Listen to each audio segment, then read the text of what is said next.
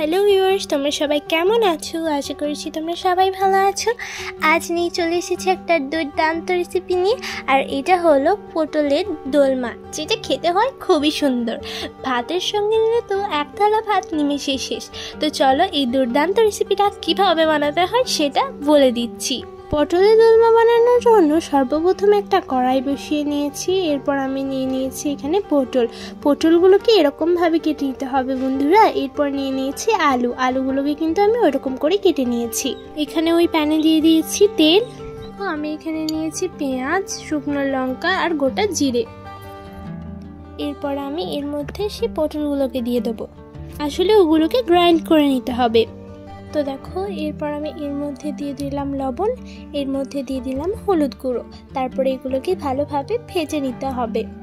তো দেখো, আমি এটাকে নেড়ে চেড়ে ভালোভাবে ভেজে নিয়েছি।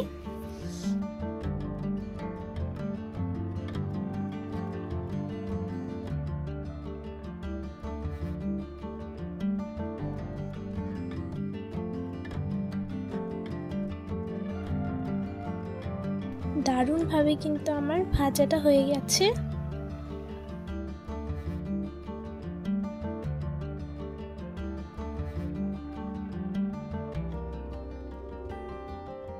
ভাজার পরে কিন্তু আমি এগুলোকে তুলে নেব এক এক করে।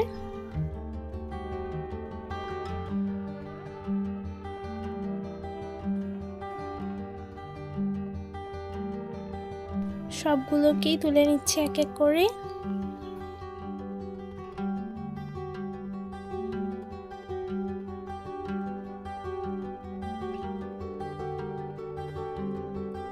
এরপর আমি এর মধ্যে দিয়ে দিলাম কিছুটা পরিমাণ আলু।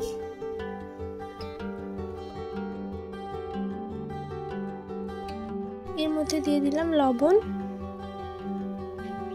এরপর এটাকে ভালোভাবে ওই তেলের মধ্যেই কিন্তু ভেজে নিচ্ছি।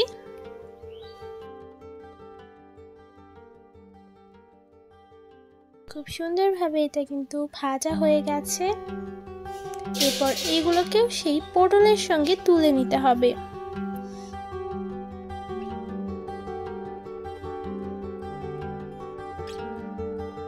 পটলের সঙ্গে তোলার পর দেখো, আমি এর মধ্যে আরো একটু পরিমাণ তেল অ্যাড করে দিচ্ছি।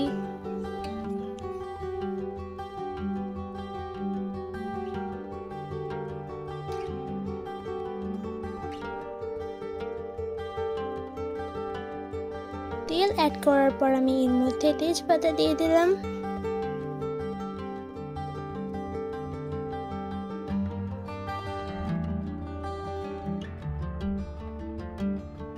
তেজপাতাটা কিন্তু এখন দেখো ফুটতে শুরু করে দিয়েছে। দুটো এলাচ দিয়ে দিলাম, সাদার গন্ধটাও খুবই সুন্দর আসবে তার জন্য।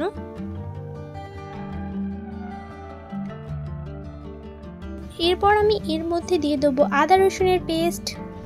এটা যদি তোমাদের কাছে থাকে তাহলে দেও, না থাকলে দেওয়ার কোনো প্রয়োজন নেই। আর হ্যাঁ, আর একটা কথা, এই যে পেঁয়াজ কুচি, তারপরে ওই গোটা জিরে, শুকনো লঙ্কা, ওগুলোকে কিন্তু একেবারে আমি পেস্ট করে নিয়েছি। এরপর আমি এর মধ্যে দিয়ে দিলাম। দেওয়ার সঙ্গে সঙ্গে খুব সুন্দরভাবে ফুটতে লাগলো দেখো। দেন এটাকে ভালোভাবে কিন্তু নেড়ে চেড়ে ভালোভাবে রান্না করে নিতে হবে।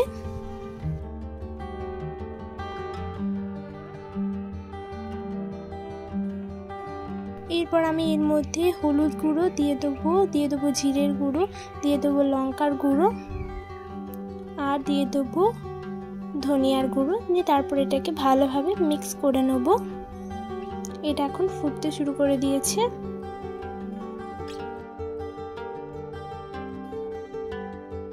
এর মধ্যে ভেজে রাখা সেই আলু পটলটাকে দিয়ে দেওয়ার পর এটা কিন্তু ভালোভাবে মিক্স করে নিলাম।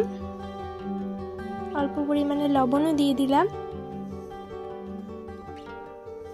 খুব সুন্দরভাবে কিন্তু এটাকে ফুটিয়ে নেওয়ার পর কিন্তু আমি এর মধ্যে দিয়ে দিলাম জল। তারপরেও কিন্তু ফুটিয়ে নিতে হবে।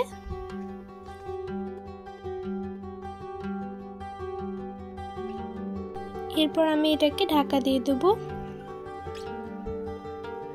ঢাকা দেওয়ার পর ভালোভাবে ফুটে গেছে দেখো। এরকম ভাবেই প্রায় তোমাদেরকে 2 মিনিট পর পর নেড়ে নিয়ে নিতে হবে। তারপরে দেখবে খুব সুন্দরভাবে কিন্তু এটা তৈরি হয়ে যাবে।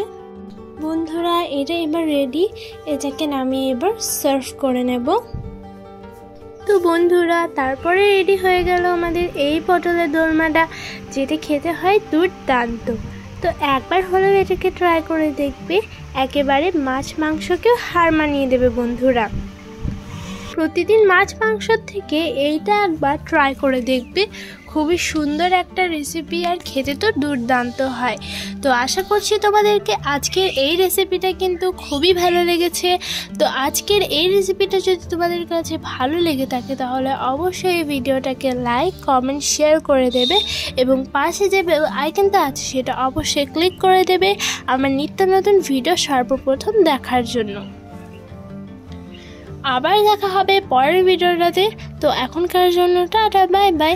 আর অবশ্যই কমেন্ট বক্সে জানিয়ে যাবে যে তোমাদেরকে আজকের এই রেসিপিটা কেমন লাগলো।